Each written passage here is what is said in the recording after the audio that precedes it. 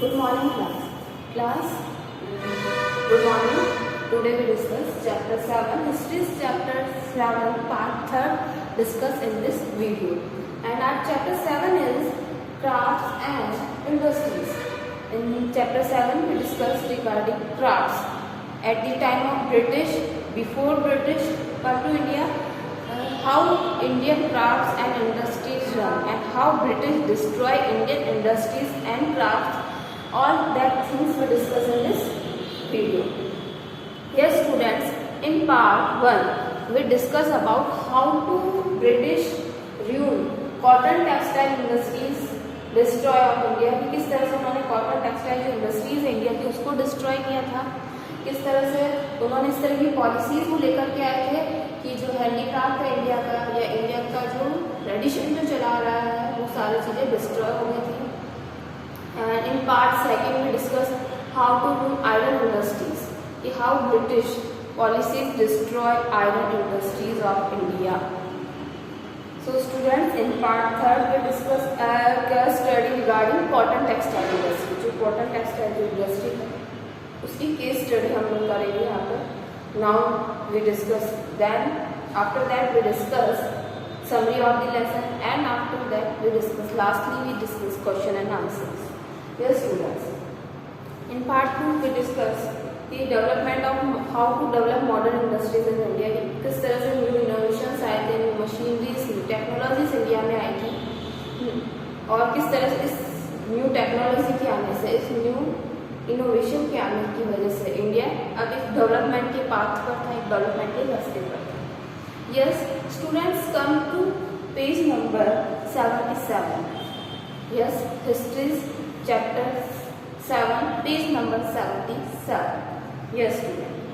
It is important to point out here that Indian industrial expansion took place during the First World War only when import from Britain declined and the market for Indian goods increased. यहाँ ये बोल रहा है at the time of First World War की बात कर रहे हैं, तो यहाँ ये कह रहा है कि जो इंडियन इंडस्ट्रीज है वो उस at the time of first world war पे क्या हुई थी, एक्सपांड हुई थी. एक्सपांशन उसका जो स्टार्ट हुआ था only when imports from Britain, जो ब्रिटेन से हमने इम्पोर्ट करना वो क्या कर दिया था, डिक्लाइन मतलब कम कर दिया था.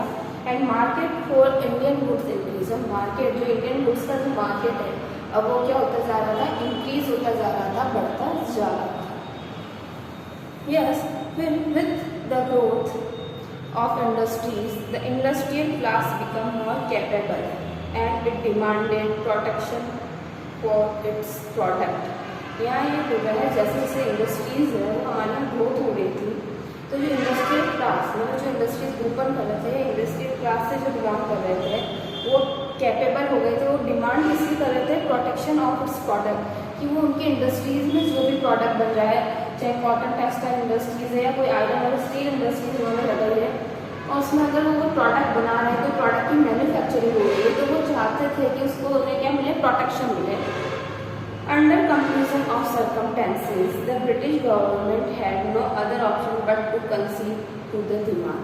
तो उस टाइम सिचुएशन कुछ ऐसी थी, सर्कमटेंसेज कुछ ऐसे थे कि जो ब्रिटिश गवर्नमेंट है उन्होंने जो उन प्रोडक्ट जो मैन्युफैक्चर कर रहे थे या जिनकी इंडस्ट्रीज थी उनकी सारी डिमांड्स को क्या कर लिया था, मान लिया था. कंसेप्ट मतलब मान लिया था जो भी उनकी तरफ से कि वो अपने प्रोडक्ट को प्रोटेक्शन देना चाह रहे हैं या और भी उनकी इंडस्ट्रीज के रिगार्डिंग उन्हें कोई सेफ्टी चाहिए थी या सिक्योरिटी चाहिए थी, तो वो सारी डिमांड्स क्या किया था, ब्रिटिश ने एक्सेप्ट कर ली थी. या जो हम कह सकते हैं जो अंग्रेज थे उन्होंने जो इंडियन जो इंडस्ट्रियलिस्ट थे उनकी सारी डिमांड्स को एक्सेप्ट कर लिया था. Yes student, now we discuss case study. ये जो केस स्टडी है रिगार्डिंग इसके है कॉटन टेक्सटाइल इंडस्ट्रीज, कि किस तरह से कॉटन टेक्सटाइल इंडस्ट्रीज डेवलप हुई थी उसके बारे में हम यहाँ डिस्कस करेंगे. Cotton textile industries. Yes, Indian textile continue to dominate the world market till the end of 18th century. यहाँ ये बोल रहा है इंडियन जो मार्केट है कहीं ना कहीं उसका डोमिनेशन हो रहा था, शोषण हो रहा था. कब से, and of 18th century, 18th century के खत्म होते होते जो इंडियन जो मार्केट था उसका कहीं ना कहीं वो क्या होता जा रहा था, खत्म होता जा रहा था। ब्रिटिश इस तरह की पॉलिसीज लेकर आ रहे थे कि जो इंडियन मार्केट डाउन होता जा रहा था। But with the development of cotton industries in Britain, यहाँ ये बोल रहा है बट जो कॉटन इंडस्ट्रीज है उनके डेवलपमेंट जो हो रही थी ब्रिटेन में। अब जो कॉटन, क्योंकि रॉ मटेरियल वो कहाँ से ले जा रहे थे, इंडिया से। जो ब्रिटेन है वो इंडिया से क्या ले जा रहा था, रॉ मटेरियल ले जा रहा था। तो वो इस तरह से कहीं ना कहीं ब्रिटेन में क्या हो रही थी, जो टेक्सटाइल इंडस्ट्रीज है वो डेवलप हो रही थी। Indian textile had to compete with British textile in the European companies stop buying good Indian goods।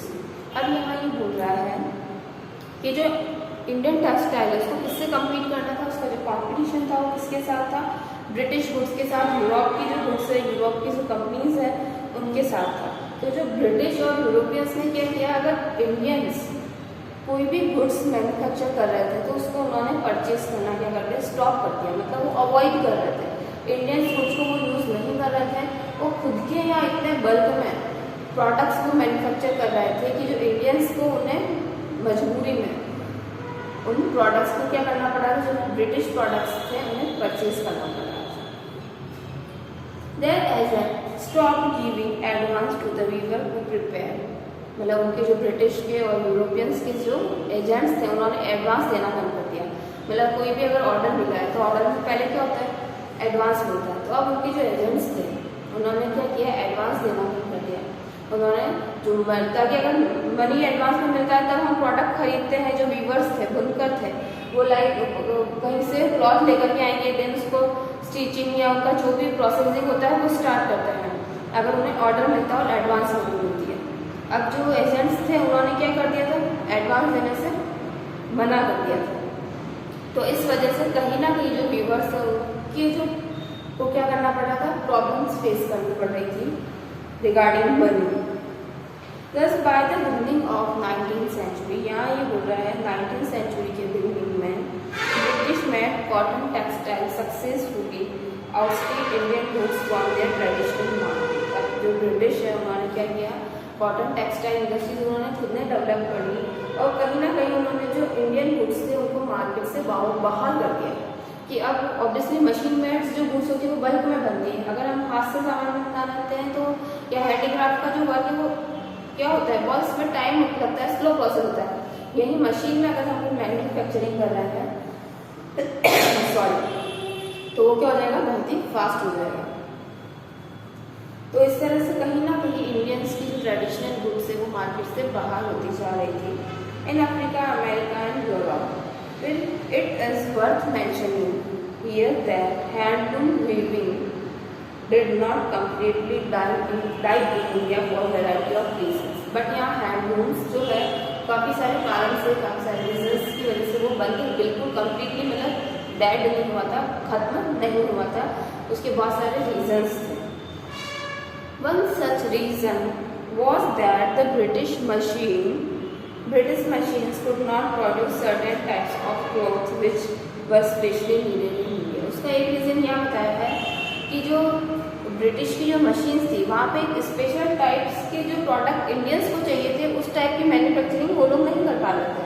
कि जो इंडियन मार्केट के अंदर कुछ स्पेशल टाइप्स के जो प्रोडक्ट्स हैं उनकी भी डिमांड में थी। बट क्या हो रहा था, जो ब्रिटिश मशीन्स हैं वो इस टाइप के प्रोडक्ट नहीं प्रोड्यूस कर पा रही थी। तो इसलिए कहीं ना कहीं जो हैंडलूम है, इंडियन हैंडलूम है, वो बंद नहीं हो पाया, स्टॉप नहीं हो पाया। फिर यहाँ ये बोल रहा है for example, machine could not produce sari with borders or clothes with traditional woven patterns, nor could textile manufacture of Britain produce the coarse cloth which was very much used by the poor people in India। यहाँ ये बोल रहा है, example कुछ इन्होंने दिया है कि जो मशीन है वो लाइक जो साड़ी अगर प्रोड्यूस कर रही है तो साड़ी पर बॉर्डर नहीं प्रोड्यूस कर पा रहे थे। मतलब जो साड़ी है उसको वो लोग बॉर्डर नहीं बना पा रहे थे। ये इंडिया में क्या होता था, हैंडमेड साड़ीज होती थी। तो हैंडमेड साड़ी में वो लोग क्या कर देते थे, बॉर्डर बना देते थे। इसके अलावा यहाँ ये बोल रहा है कि कुछ ट्रेडिशनल वूवन पैटर्न, ये कुछ ट्रेडिशनल मतलब पुराने टाइप के कुछ जो लोग होते हैं वो वैसे ही ड्रेसअप या वैसे ही क्लोथ पहनना पसंद करते आप अपने अगर कभी ग्रैंड पेरेंट्स को भी देखते हैं तो उन्हें ट्रेडिशनल स्टाइल से पसंद होती है, तो जिन्हें ट्रेडिशनल वीवर या ट्रेडिशनल कपड़े पहनने थे तो वो लोग इस मशीन मेड गुड्स को यूज़ नहीं कर पा रहे थे, और ना ही वो टेक्सटाइल जो मैन्युफैक्चरिंग है ब्रिटेन की जो है इस टाइप के क्लोथ प्रोड्यूस कर पा रही थी कि जो वेरी मच पुअर, इंडिया के अंदर बहुत जो पुअर लोग हैं वो उसे अफोर्ड कर सके। मतलब वो उनकी प्राइस जो थी वो उन जो बहुत ही ज़्यादा पुअर सेक्शन था इंडिया के, जो बहुत सोसाइटी का पुअर सेक्शन था, वो उसकी जो प्राइस है उसे अफोर्ड ही नहीं कर पा रहे थे, तो वो उन ब्रिटिश प्रोडक्ट्स को परचेज ही नहीं कर पा रहे थे। तो इस तरह से कहीं ना कहीं इंडियन जो हैंडलूम है वो पूरी तरीके से क्या हुआ था, डाई नहीं हुआ। फिर यहाँ ये बोल रहा है in last year of 19th century some towns of western and southern India emerged as new center of weaving। यहाँ ये बोल रहा है कुछ टाइम के बाद 19th century के लास्ट ईयर में खत्म होते होते कुछ जो टाउन्स हैं, कौन से टाउन्स, वेस्टर्न इंडिया के अंदर जो है, वेस्ट साइड में इंडिया के और साउथ साइड में इंडिया के जो है वहाँ न्यू सेंटर्स डेवलप हुए वीविंग के, जो वीविंग कपड़ा बुनने के हम बोल सकते हैं, वहाँ कुछ न्यू सेंटर्स डेवलप हुए वेस्ट साइड में और साउथ साइड में। Later, during the freedom struggle, Mahatma Gandhi appealed to people to buy food, imported textile and use hand-spun and hand-woven clothes। यहाँ at the time of freedom, मतलब independence, जब हम आज़ादी के लिए लड़ाई कर रहे थे या फ्रीडम के लिए स्ट्रगल कर रहे थे, तब गांधी जी ने बोला था, क्या बोला था उन्होंने, कि हमें जो बाय फूड करना है, मतलब हमें जो फॉरेन प्रोडक्ट है उन्हें यूज़ नहीं करना है, और हमें जो हमारे इंडियंस जो प्रोडक्ट्स है हमें उन्हें यूज़ करना है, हमें बाहर बाय फूड करना है, इम्पोर्ट नहीं करनी, मतलब बाहर से नहीं मंगवाने हैं हमें प्रोडक्ट्स, एंड यूज़ हैंड्स पर हाथ से बने हुए कपड़ों को ही या हैंड वूवन क्लोथ्स ही हमें क्या करने हैं, यूज़ करने हैं। Gradually khadi became the symbol of nationalism and चरखा कैन टू रिप्रेजेंट इंडिया। तो इस तरह से जो खादी थी, खादी कपड़ों का यूज़ था, खादी क्लोथ्स का जो यूज़ है, कहीं ना कहीं वो इंडिया की नेशनलिज्म को प्रेजेंट कर रही थी।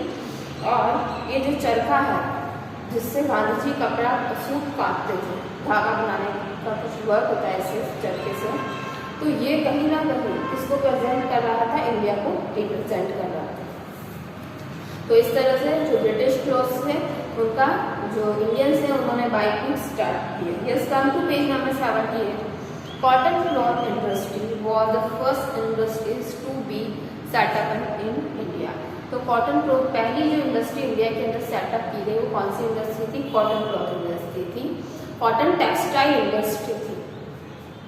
इन 1854 the first modern cotton mill was establish इन बॉम्बे। जो पहली मॉडर्न मिल जो स्टैब्लिश की गई वो कहाँ पर स्टैब्लिश की गई थी, बॉम्बे में, बाय कावासाकी नानाभाई। इसने स्टैब्लिश करी थी Cowasji Nanabhai. Bombay soon develop as most famous centre of cotton production in India. और इस तरह से जो बॉम्बे है एक बहुत ही अच्छा कॉटन प्रोडक्शन सेंटर बनता गया इंडिया में, एक न्यू डेवलप हो रहा था, न्यू मार्केट डेवलप हो रहा था वहाँ पर कॉटन प्रोडक्शन में। तो इस तरह से जो बॉम्बे में कॉटन जो मिल से ओपन हो रही थी। Gradually cotton industries were also establish at Nagpur, Solapur and Ahmedabad. इसके अलावा बॉम्बे के अलावा और कहाँ कहाँ जो कॉटन टेक्सटाइल इंडस्ट्रीज सेटअप की गई थी, अहमदाबाद में, नागपुर में, सोलापुर में।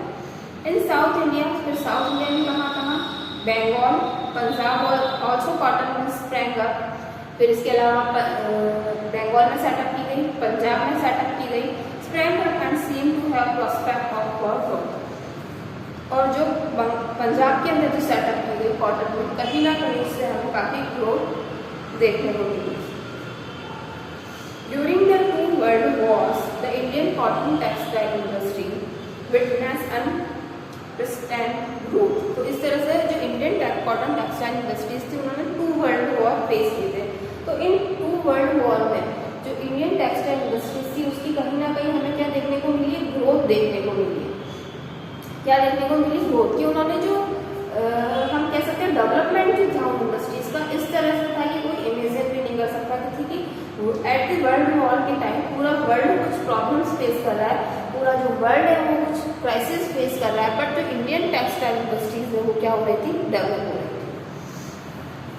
फिर after the second world war the number of cotton mill continuously increase, but अब यहाँ ये कह रहा है कि आफ्टर सेकेंड वर्ल्ड वॉर के बाद जो कॉटन इंडस्ट्रीज है और क्या होती है, डे बाय डे वो इंक्रीज होती जा रही थी, बढ़ती जा रही थी। इन 1947 at the time of independence के टाइम पर इंडिया possessed 423 मिल्स, जो उस टाइम पर मिल्स थी इंडिया में 1947 में 423 मिल्स, कॉटन टेक्सटाइल मिल्स जो थी 423 मिल्स थी ऑल ओवर इंडिया के अंदर। Soon after independence new mills were establish, और आफ्टर इंडिपेंडेंस भी और मिल्स क्या की गई, एस्टैब्लिश की गई। इन 1954 द देन नंबर 461, और 1954 में जो इनका नंबर हो गया, 1954 में जो हो गई थी 461 कॉटन टेक्सटाइल जो हो गई थी, कितनी हो गई थी, 461 हो गई थी। और इंडिपेंडेंस के टाइम कितनी थी, आफ्टर इंडिपेंडेंस और ये इंक्रीज होकर कितनी हो गई, 461 हो गई थी cotton textile industries. By that time India had third position in world among the textile manufacturing countries, और इंडिया उस टाइम पर जो वर्ल्ड के अंदर हमारी जो पोजीशन इंडिया की हो गई थी वो कौन सी हो गई थी, थर्ड पोजीशन पे हो गई थी टेक्सटाइल मैन्युफैक्चरिंग में, आफ्टर यूएसए और एस्टरवाइल यूएसएसआर, इनके बाद हमारी पोजीशन हो गई थी थर्ड नंबर पे। Then Indian textile mills were producing about 502 crore 50 lakh yard of cloth, कितना 502 करोड़ और 50 लाख यार्ड उन्होंने क्लॉथ कितना प्रोड्यूस कर रहे थे, 83 करोड़ और 40 उसमें से एक्सपोर्ट कर रहे थे, फिर 83 करोड़ और 40 लाख यार्ड्स को तो वो एक्सपोर्ट करते हैं, एक्सपोर्ट मतलब बाहर भेज रहे थे, विदेशों में फॉरेन में हम लोग भेज रहे थे। इतना इंडिया में ज़्यादा इसका प्रोडक्शन हो रहा था, कॉटन का प्रोडक्शन हो रहा था, या हम कह सकते हैं इतनी मिल्स इंडस्ट्रीज हमारे इंडिया में उस टाइम पर डेवलप हो चुकी थी। ये बॉम्बे कॉटन मार्केट का यहाँ पिक्चर दिया हुआ है, किस तरह से वहाँ कॉटन मार्केट था ओल्ड टाइम में। Yes, now we discuss summary of the lesson. अब हम लेसन की समरी डिस्कस करेंगे।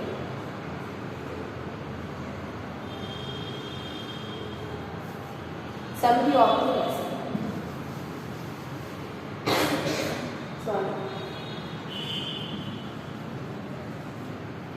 Yes, the British economic policies affected Indian trade and ruined the handicraft industry. जो ब्रिटिश इकोनॉमिक पॉलिसीज है उन्होंने कहीं ना कहीं इंडियन जो ट्रेड है और हैंडीक्राफ्ट इंडस्ट्रीज में उसको क्या कर दिया था, डिस्ट्रॉय कर दिया था। Indian handmade goods could not compete with the British machine made good. India की जो हाथ से बनी हुई चीज़ें हैं हैंडमेड गुड्स थी, वो मशीन मेड गुड्स से कम्पीट नहीं कर पाई थी। To prevent export of goods heavy duties were imposed to them. अगर हम बाहर अपना जो प्रोडक्ट है उसे क्या करना चाहे, एक्सपोर्ट भी करना चाहे, तो उस पर टैक्स इतना हाई था कि हम लोग उसे एक्सपोर्ट ही नहीं कर पा रहे थे।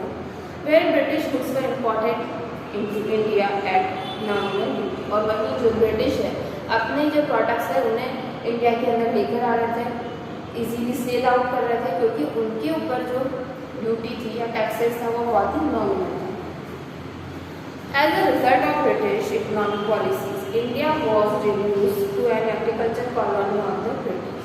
इसका जो रिजल्ट हुआ ब्रिटिश इकोनॉमिक पॉलिसीज, उसका जो रिजल्ट हुआ कि जो कहीं ना कहीं इंडिया से वह एग्रीकल्चर कॉलोनी बन के रह गया और एग्रीकल्चर ओवर बर्डन हो गई कि सारे जो पीपल है या जो पब्लिक है वो किस तरह अब भाग रही थी, किस तरह रन आउट कर रही थी, सिर्फ और सिर्फ एग्रीकल्चर की तरफ। For a long time, India had been the world's largest producer of cotton textile. बहुत ही लंबे टाइम बाद world war, first world war, second world war, India जो लार्जेस्ट प्रोड्यूसर बना था कॉटन का, सबसे बड़ा प्रोड्यूसर कॉटन का बना था India.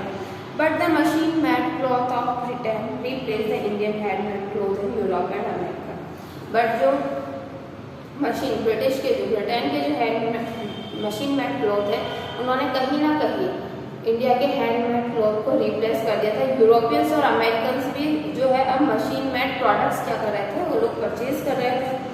As a result of British policies iron industry also decline. और इस तरह से जो ब्रिटिश पॉलिसीज का इस तरह की थी कि उन्होंने ना सिर्फ हमारी कॉटन टेक्सटाइल को रूइन किया बल्कि उसके साथ साथ हमारी आयरन इंडस्ट्रीज है उसको भी डिस्ट्रॉय उन्होंने कर दिया था।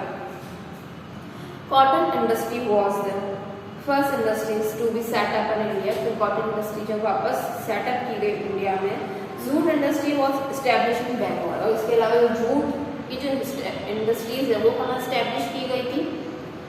बंगाल में स्टैब्लिश की गई थी, क्योंकि जूट सबसे ज़्यादा वही प्रोड्यूस होता है बंगाल में। फिर है iron and steel industries was establish in Bihar. Iron और स्टील जो इंडस्ट्रीज थी वो बिहार में स्टैब्लिश की गई। The Tata iron and steel company establish at Jamshedpur. Jamshedpur में जो TISCO Tata iron and steel industries का स्टैब्लिश की गई जमशेदपुर में। Paper, sugar, coal, aluminium and number of other industries were also set up. इसके अलावा coal industries, paper industries, aluminium industries और इसके अलावा भी और बहुत सारे नंबर ऑफ इंडस्ट्रीज जो क्या होने लगी है इंडिया में, स्लोली सेटअप करने लगे और इस तरह से ग्रोथ इंडिया की होने लगी। Students, now chapter is complete. Now we will discuss question and answers. Yes, sir. Firstly, we discuss MCQs. Yes. Which act Britain banned the import of cotton cloth into England? कौन सा act था? तो वो था calico act. फिर है who invented the spinning zenny? Spinning जो ज़ैनी है उसका इनोवेशन आविष्कार किसने किया था? एक मशीन थी है, उसमें एक साथ बहुत ही ज़्यादा क्या हो जाते थे, कपड़े प्रोड्यूस होते थे, वीविंग्स होती थी क्लोथ की। तो वो है जॉन के ने क्या किया था? स्पिनिंग ज़ैनी का इनोवेशन किया। Now come to page number 79। How many cotton mills did India have in 1947? 1947 में कितनी कॉटन मिल्स थी? 423 कॉटन मिल्स थी।